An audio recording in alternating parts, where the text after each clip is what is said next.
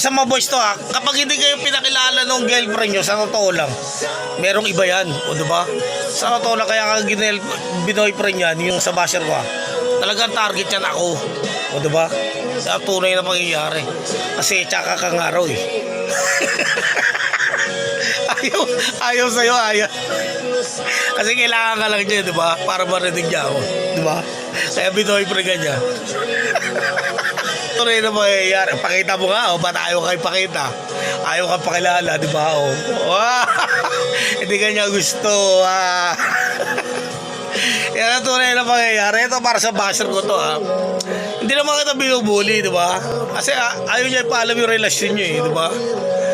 Nakatakot siya, baka pagtawanan siya ng ibang tao, di ba? Pinatulang ka, tapos pag nahihiya siya, di ba? Tanga pala yung girlfriend.